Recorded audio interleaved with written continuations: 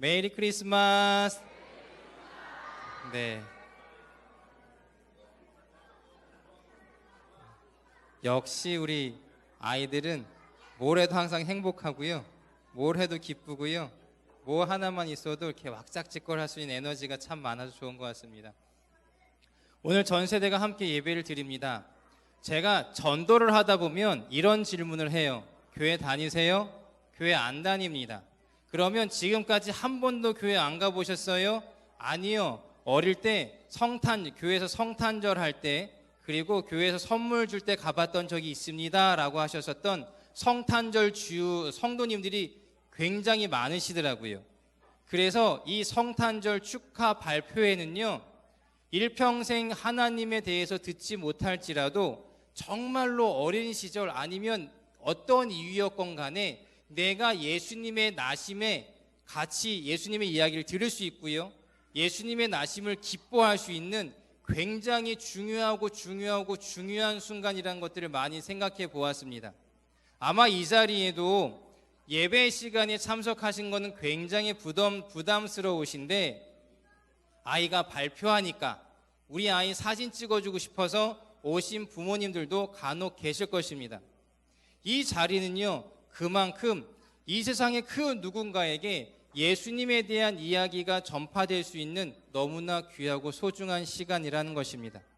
오늘 성경에 보면 동방박사들의 이야기가 나옵니다. 동방박사들의 이야기를 묵상하면서 그런 생각을 해보았습니다. 첫 번째, 혼자 출발했다면 어떠했을까라는 생각을 했었습니다. 어떤 성서학자들은 그런 얘기를 합니다. 동방박사들이 걸어온 거리가 약 1300km까지 추정을 하고 있는데, 이 1300km를 혼자서 낙타나 말을 타고 출발을 해서 도착지까지 가려고 했다면 중간에 포기하지 않았을까 생각해 보았습니다. 물론 굉장히 빛나는 별이 있기 때문에 내가 저기를 가야 하는 첫 마음은 있었겠지만, 한참을 가다 보면 내가 이것을 왜 하는 거지? 내가 간다고 뭐 세상이 바뀌나? 내 삶이 바뀌나? 내가 무엇을 위해서 이 길을 가야 되나라고 회의가 들면서 포기하지 않았을까라는 생각이 들었습니다. 이 동방 박사들이 같이 출발한 것들을 바라보면서 그런 마음이 들었습니다. 예수님께 나아가기 위해서는, 하나님의 나라로 나아가기 위해서는 혼자는 굉장히 힘들겠지만 함께 할 때 가능하겠구나. 내가 예수님 앞에 나아간 것들이 나 혼자의 연약함으로 좌절할 수 있겠지만 우리 옆에 있는 사람들과 함께 손잡았기 때문에, 힘들 때 격려해 줄 수 있기 때문에, 힘들 때 같이 응원해 줄 수 있기 때문에 다시 시작할 수 있겠구나라는 생각들을 해보게 되었습니다. 이 자리 우리 함께 하셨잖아요. 유치부부터 우리 시니어 마중물 어르신들까지 함께 자신들의 최선을 다하여 준비를 하셨습니까? 우리가요, 어린이가 무엇을 하겠습니까? 라고 생각할 수도 있고, 어르신들이 무엇을 할 수 있겠습니까? 라고 생각할 수 있지만, 우리가 함께 손을 맞잡고 하나님 앞에 찬양의 자리로 나오게 된다면 우리 모두에게 가장 큰 복이 될 거라는 생각을 해보았습니다. 두 번째입니다. 동방박사들이 가지고 온 선물 아시지요? 황금과 유향과 모략입니다. 제가 얼마 전에 이 황금과 유향과 모략을 가지고 설교를 준비하려고 자료를 찾다가 그것을 알았습니다. 하나님이 왜 황금과 유향과 모략을 선물로 갖고 가게 하셨을까요?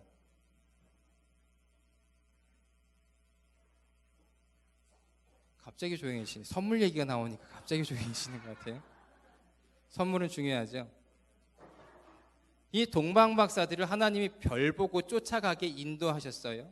그렇다면 동방박사들에게 준비시켰었던 이 선물들도 하나님이 동방박사들의 마음을 움직여서 준비시켰을 거라고 저는 믿습니다. 찾아보았습니다. 황금은 어디에 썼을까요?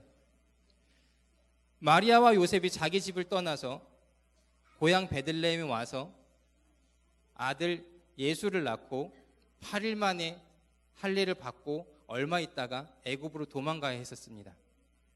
외국으로 도망가야 돼요. 지금 며칠 있다가 여러분을 당장 외국으로 도망가야 된다 그러면 뭐가 가장 필요합니까? 돈이 필요하죠. 두 번째입니다. 마리아가요, 아이를 출산했습니다.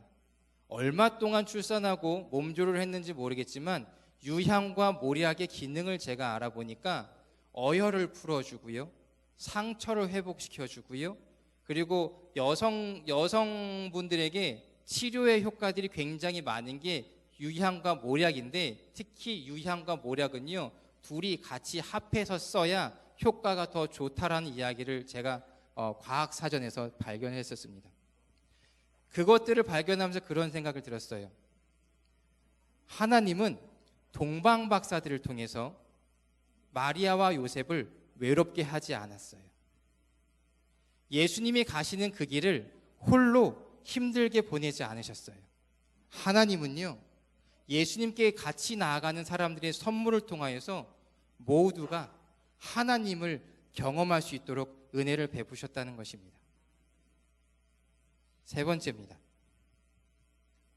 동방박사들이요, 셋이라고 얘기하니까 선물 3개를 들고 동방박사들이 1300km를 건너와서 선물을 드리고, 그리고 성령의 인도하심 대로 다른 길로, 헤롯 대왕에게 가지 않고 다른 길로 집으로 돌아갔습니다. 그러면 오늘의 제목입니다. 동방박사들이 예수님께 선물을 드렸는데, 그렇다면 동방박사들은 예수님으로부터 선물을 받은 게 있을까요, 없을까요? 이게 오늘의 가장 큰 주제입니다. 1300km를 걸어서 동방박사들은 항군과 유향과 모략을 예수님께 선물을 드렸어요. 그리고 또 1300km를 돌아서 가야 합니다. 총 2600km를 가야 하는데, 그 과정 가운데 동방박사들은 예수님한테 선물을 받았을까요, 안 받았을까요? 뭘 받았습니까? 네, 맞습니다. 끈기, 맞아요. 끈기도 있어요. 역시 우리 아이들은 대답 잘하죠. 동방박사들은요, 말씀하신 대로요, 구주를 만나고 그 구주를 믿게 되었습니다. 예수 그리스도를 구주를 믿으면 우리가 무엇을 얻습니까? 구원을 얻습니다. 동방박사들은요, 이방인이에요. 하나님을 알지 못하고 구원의 반열에 있지 못했던 사람입니다. 그런데 먼 길이었지만, 자신들의 것들을 준비해서 선물로 가지고 와야 했었지만, 그들은 그 무엇으로도 바꿀 수 없는 구원이라는 선물을 받았습니다. 이 시간에 간절히 간구합니다. 어떤 모습으로 이 자리에 오셨는지 우리들은 잘 모릅니다. 발표를 하기 위해서 왔을 수도 있고, 우리 아이들 사진을 찍고 싶어서도 왔을 수도 있습니다.